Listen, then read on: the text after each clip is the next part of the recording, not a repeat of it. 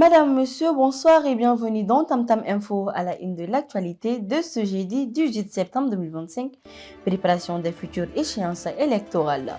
L'autorité indépendante de gestion des élections a lancé l'impression des documents pour la révision annuelle des listes électorales.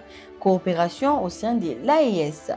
Les travaux se poursuivent à Ouagadougou entre les parlements maliens et burkinabés pour bâtir l'architecture législative de la future confédération. La culture en fête à Mopti, lancement de la phase régionale de la Biennale artistique, un grand rendez-vous pour les talents de la région en vue de la phase nationale de Tombouctou.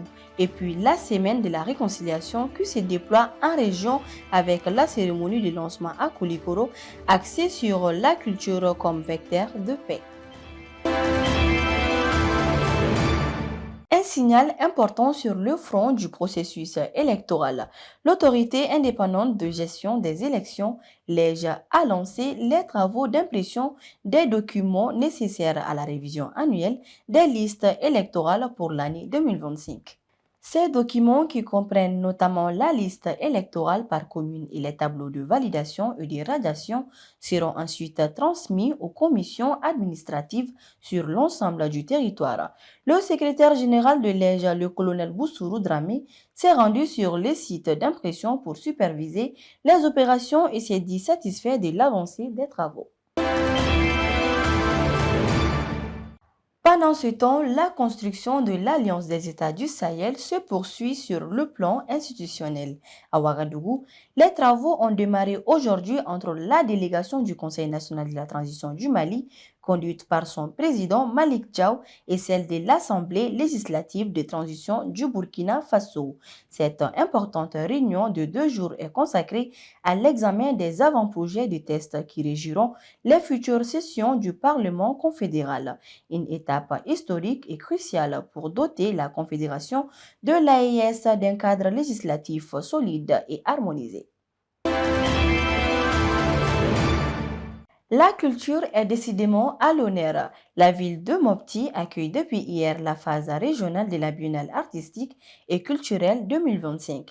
L'événement, qui s'inscrit dans le cadre de l'année culturelle décrétée par le chef de l'État, met en compétition les troupes des cercles de Djéné, Youarou et Mopti. Au-delà de son caractère festif, cette rencontre est un espace d'échange et de fraternisation pour la jeunesse et un tremplin pour les meilleurs talents qui représenteront la région lors de la grande phase nationale prévue à Tombouctou.